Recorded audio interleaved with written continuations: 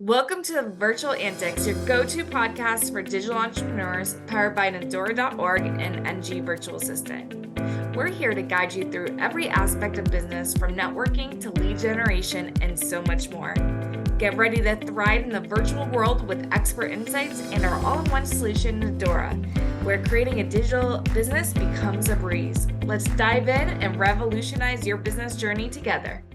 Welcome back to the Virtual Antics Podcast. I'm your host, Natalie Guzman, and today I am so excited. I have Derick Johnson with me. He is a U.S. Army veteran, life coach, and trainer that has helped over 500 clients and 50 companies go from just surviving to thriving through his coaching, modalities, and marketing efforts. Welcome, Derick. How you doing?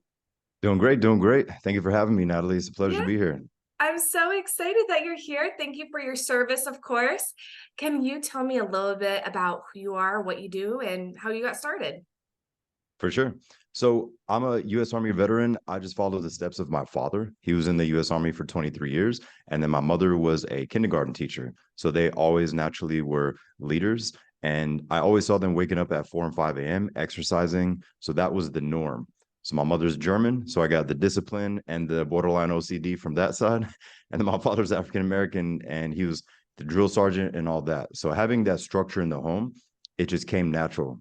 But on the flip side, we had success on the outside, but then behind closed doors of the beautiful home, there was a lot of drama that would happen on a daily and nightly basis because they essentially did not take care of their trauma from their childhood. So I was the verbal/physical punching bag. But that actually paved the way for me to become a coach and an athlete and get into the military because I realized that I could stay calm in stressful moments. And as a kid, I was literally listening to Tony Robbins cassette tapes at 11 and 12 because I was like, I have to fix what's going on at home, or at least with myself. So fitness was always my outlet, and then learning about psychology. So I always realized that as a kid, I was always chosen as the group leader, even though I was the quiet one. I was just the observer. And then in sports, I was always a team leader, still being the quiet one. But I was like, okay, I think it's because I just don't have fear. Because when you grow up in a crazy home and have a crazy lifestyle with family, you really don't get fazed by much. They're like, you're always so calm. And I guess that was my cheat code. So growing up, I always wanted to be that person that was there for others to help them through tough times.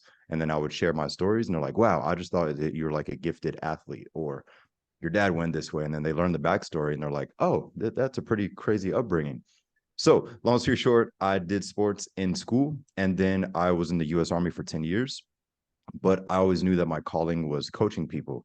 And the first time I heard and saw Tony Robbins and just the reactions of seeing the lives that he would change, I was like, I want to do something along those lines, but with my own spin to it. So that's the path that I went. So I utilized the Army as a stepping stone to pay for college. I didn't want any debt and pay for certifications, and then just went out all out with coaching. So now I help people identify their old patterns that don't serve them to help flip them so they can thrive, not just survive. So like if somebody is very successful in business, but they lack in their physical health, or vice versa, we just work on the things that they want to work on most so they can be well-rounded. But yeah, that's pretty much, long story short, that's the journey there. That's pretty cool. You know, you're talking about that calmness. I'm a former foster kid, so I was in a similar scenario. So that calmness, you know, you not only like you're being calm because you don't want to make a rattle to set someone off, but Exactly. you also like develop this awareness of everything around you. And I think that's something that is unique with entrepreneurs, because it can really transfer over, because now you're like ultimate aware of like everything. So like my team, they don't have to Yes. say a word to me. I know when something's going on with them and I have to look and dive into it. Or a client, I can tell like they may not say they're frustrated, but they might have like a twitch in their eye or something that I read off of. And I'm like, oh, okay, let me explain it better. So I think that's really unique, and I love that you turned it into a positive story, because I know a lot of people, they don't, so that's amazing. What type of people do you help? Is it more with people with childhood trauma, or? No, I work with everyone that just is ready to improve themselves. So I'm not the pushy fitness guy or the pushy life coaching. Honestly, personally, I don't like the term life coach because I'm only 33, and I don't know, it just gets thrown around on the internet. You see these little gurus. I'm like, they just seem like they're acting for an Instagram ad. Yeah. So I just show up authentically, and I'm like, I might drop the F-bomb here or there, but I just want you to win. So if you if you want to level up and hit these goals, we work on that. So I have an array. So an example would be people that want to work strictly on their fitness goals. And then there's some that are already successful in their career, but their social life is lacking. Like they have social anxiety. So we basically pinpoint exactly what they want to work on and then build a custom plan for them. So it weighs. I first started as a personal trainer. And then the reason that I got into life coaching, I would see clients months and years after we worked together and they lost all their progress. And I felt like I let them down. I said that was my fault. Instead of being annoyed, like, why would you go back to your bad habits? But I thought about it, I was like, I didn't make the psychological shift. So that's what inspired me to get into life coaching so I could dive deeper into here. And now I less likely have clients that go backwards because we made that mental flip. And then now they're like, I think in a different way. I don't have limiting beliefs and I'm actually thriving. And I don't feel like the past is holding me back or bad habits or a breakup, divorce, and all that. So it's amazing to see. So honestly, those are my favorite moments to see that they can thrive in those areas, but the people around them feel it. It's just a ripple effect. Their family, their friends, their spouses, their coworkers, everybody's like, something is different about you. And then they're like, yeah, well, I've just been working on myself, putting myself first for a change. So that's what we do. We try to craft the woman or the man that they would be proud of. And then they can give that version of themselves to the world because people feel that. They radiate that energy. And that's just my favorite thing to see because I'll sit back, I'm like, look at that. Everybody's smiling or inspired or whatever the case may be, opposed to infecting people in a negative way. Because most people are just negative. They woke up, hit snooze 6 times. They're just reactive all day and they just ruin everybody else's day just because they're in a bad mood. Yeah, it's kind of one of my clients when I started out as a virtual assistant was brain retraining, right? So they were teaching people that were always feeling sick and always having all these symptoms that when you wake out of bed and you feel crappy, you don't hold on to that. You have to turn it into a positive and say, "Oh, I'm alive, my body's moving." And it's crazy how many symptoms, because you tell your body that you're sick or your mind that, this is a crappy day. Well, it's going to get crappier because you're putting Oh, that yeah. energy out and you're expecting it. And you're also looking the positives, because you're saying 100%. crappy. You might find $10 on the ground and you don't see that as a win, So Exactly. I 100%. that's amazing. You mentioned win. A big thing that I teach clients is to just stack wins every day. If you hit the green lights on the way to the gym or on the way to work, just be excited about it. If you open up the fridge and you thought you drank all your favorite coffee and it's still there, that's a win. If you got that client, it could be anything small. I'm like, just pay attention to that and your brain will start to focus on it more. As you know, you're probably familiar with the reticular activating system. It's the part in the brain where we always see that thing. So an easy example is if somebody sees a yellow Volkswagen, they see it, like, oh, I haven't seen one of those in years. They're going to start to see yellow Volkswagens everywhere. They're like, I never knew there were so many around me. But the brain is just looking for that. So what we train is that similar analogy, but with their goals and what they want, because our brain already does that on autopilot with negative stuff. You're not enough. You're not this, this, and that. Remember what your dad said when you were 12? Like all these things just nonstop. So we just break that. We don't pretend it doesn't exist, but we basically just flip it so that voice is quieter. So we have an analogy we call the boss voice and the soft voice, what we call it the B voice, the boss voice and the bitch voice.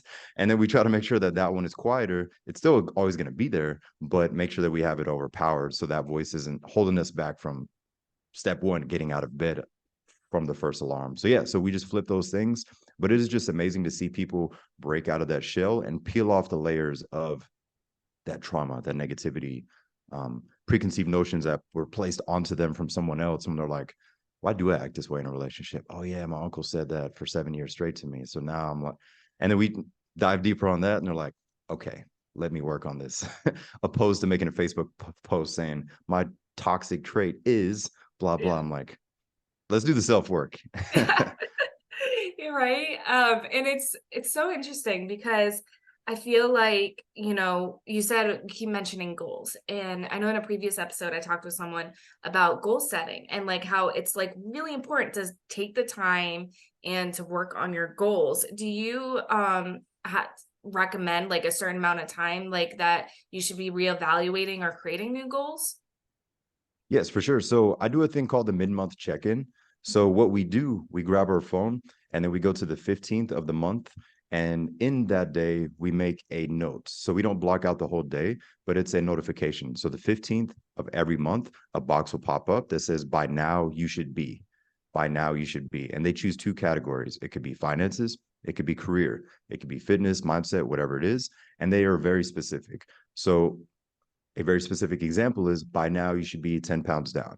By now you should have X amount in savings. By now you should have gone on X amount of dates with the lady that you're falling in love with, like whatever specific for them. But what happens in the 15th, one of three things happens. I'm on track, I'm behind, or, oh, I need to catch up. But I have the second half of the month. And the interesting thing that happens, if they take 15 to 20 minutes to do that for the whole year, the 15th of every single month, they forget they even did this exercise and put it in their phone. So when it pops up, it's essentially like their secretary is texting them like, hey, by the way, you said by the 15th, you should be boom, boom, boom, or you should have. So that's one thing that we do. So we're always on top of it, opposed to just writing the New Year's resolution. Then holiday time comes and we're like, oh, shoot. Yeah, I'm going to push it to 2024 and then repeat the cycle. So that's a very strategic way that we do it, just by popping up to seeing where we're at. And it gives you confidence. Even if you're way behind, you're at least clear and you're not trying to hide it or slide it under the rug. You're like, okay, I'm doing well in these areas. I should have more here. Let's go harder on that for the rest of the month. So that's one hack that we work on. So that way they're just more aware. Because a lot of people, they just hide from their things. They're like, everybody knows what they should work on, but try to overshadow, oh, I'm too busy, I'm too this and that, and the kids, the dog, and we come up with everything in the world. We're so creative. Oh But yeah. when we just face it, Procrastination at its finest, right? oh yeah, when we just face it, we just get the power back. And that's what I love to give people, is their own power back, where I'm like, you have way more control than you think. They're like, I don't know. And they're very reactive. I'm like, let's start with the morning process. Let's do this. And as the weeks go by, they're like, wow, I haven't really stressed or had quote unquote anxiety as much, or if at all, than like I used to, because I was just getting pulled in all directions by 8 a.m. because I was not in control of anything. So those are definitely one of my favorite things to focus on, is the morning process, and then the mid-month check-in, to stay on track with your goals, not just specifically write them down and then put that notebook away or lose it.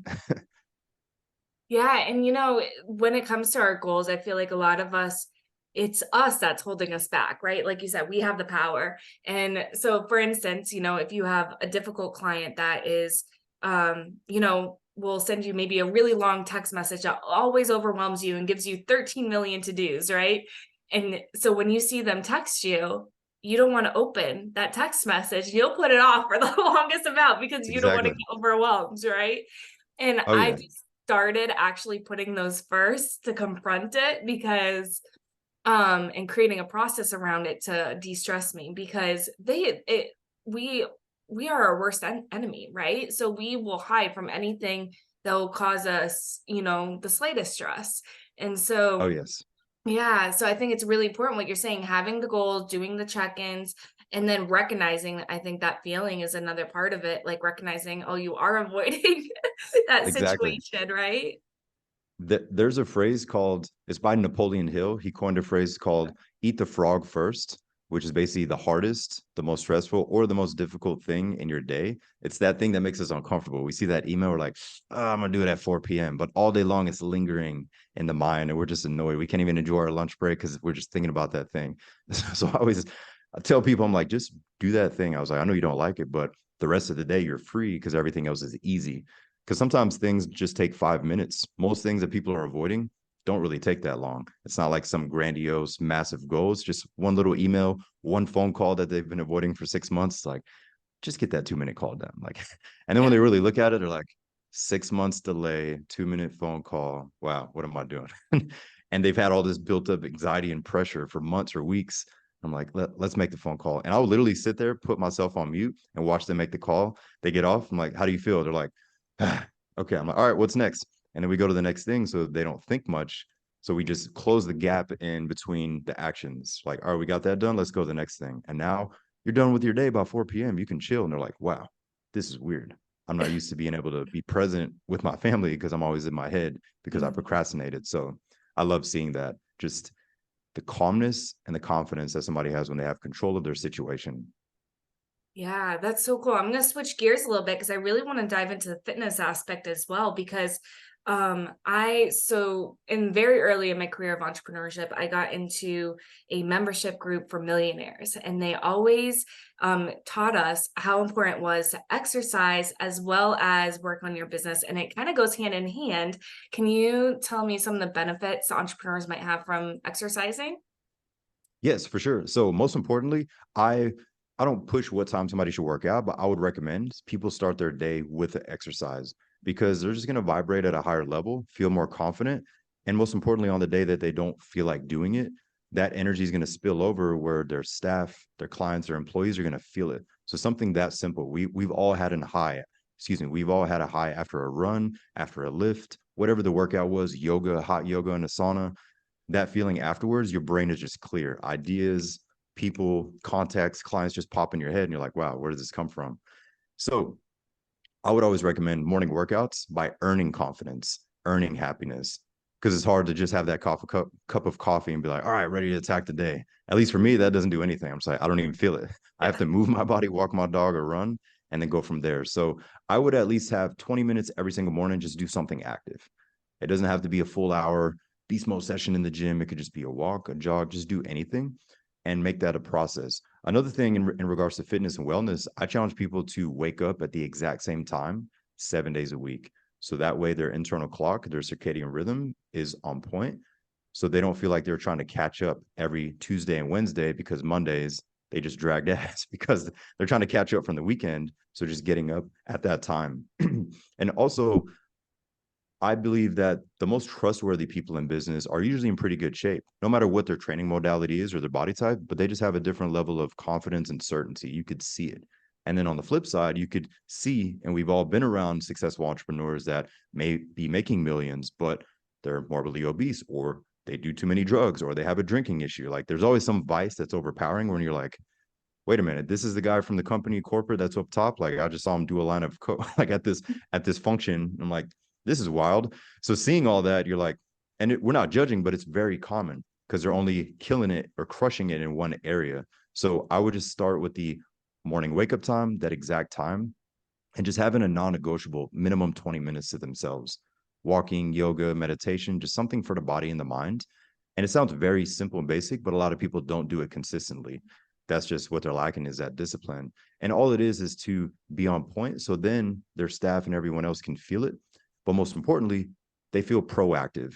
So they're not reactive to anything. So no matter how many fires come out, we're all professional firefighters in business. Something's always going to happen. You control and you can have creativity by handling the problem or teaching somebody else. So I would get down pat a non-negotiable morning routine that you're like, I don't care how much I slept, how little I slept. I'm going to do these things because it primes my day, and then rinse and repeating those successful actions. So I would start with that before any of these new age modalities and all that. I would just keep it simple first, and then we can look at the ice baths, all the other stuff that's trending right now. Like that stuff does work, but a lot of people, they jump from these thing to things just because it's trending, but they don't do the basics where like there's not really a massive shift that's happening in their life. They're just jumping from these things. So once again, I would just go back to the basics with the training, choose whatever they enjoy. The gym is not for everyone. Outdoor runs are not for everyone. Do what you enjoy, because if you put yourself in a good mental state in the morning, people are going to feel it. Yeah, I 100% agree with that. I am actually in the middle of my weight loss journey. So I've lost 80 pounds Awesome. this year. So I'm super excited. Nice. Congrats. Thank you. So a lot of what you're saying was kind of resonating with me because I was almost 300 pounds. And so I was excelling. I grew my business to 6 figures in 3 months, and I was raising a family. I was being an amazing wife, but I wasn't taking care of myself. And I think a really big part of this is that we need to start taking an initiative for ourselves and to take care of ourselves and love ourselves. So that way we can be better people all around, right? Oh, yes.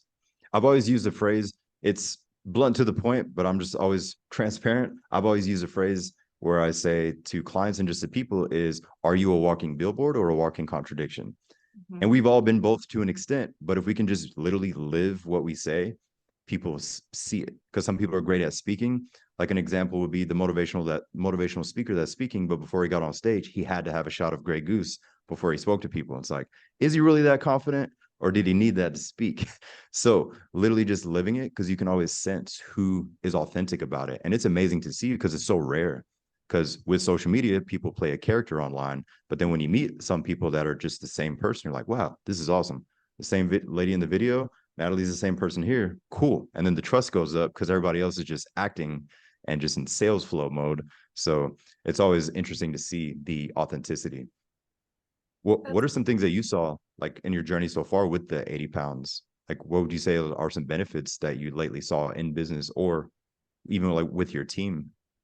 Yeah, so I definitely it really taught me that I have to create routines. So routines, whether it's in exercise or in business, and that has actually brought a lot of stability to my team. And they have also saw my weight loss journey. I record it on social media, all the uglies, the greatness, everything. I put it on there. So and it's a long time coming. Like I've been trying, I've always been a curvier girl. So I've always been doing weight loss programs. This is the first time I've lost this much since I was about 20 years old. I'm now 31, I think. Can't even remember my age. But yeah, I'm 31. So I think some of the things that I've like really, really noticed is that like also my kids, they see me exercising and they want to exercise. They're doing squats and pull-ups in the living room. And my daughter wants to eat salads and vegetables. I don't have to fight my kids to eat vegetables because they see me eating vegetables. And I just think Exactly. yeah, it's like, it's showing everyone that I'm taking care of myself and they want to take care of themselves too. And I think that's a really beautiful synergy. Oh yeah. And people do what they see. They don't really do what people say. So if they see that somebody's living that, then they're going to do it. Yeah, exactly. Well, it was so great to Right. have you on the show, Derick. Can you tell everyone where they can find you? I appreciate it. All right. So the easiest way will be on Instagram. That is that fit with Derick 2, the number 2 at the end. Fit with Derick 2. On there, my whole intent is just to share valuable information, mindset, fitness, nutrition. And then in the stories is just showing a daily routine of myself or clients, just focus and discipline. We keep it old school. We're like, same routine. We don't break it. So if that's something that people are into and learning about, they can check that out. And besides that is the website is fitwithderick.com. Fitwithderick.com. Perfect. I'll make sure I put that in the show notes. Well, thank you so much for joining us, Derick, and we'll talk to you guys next time.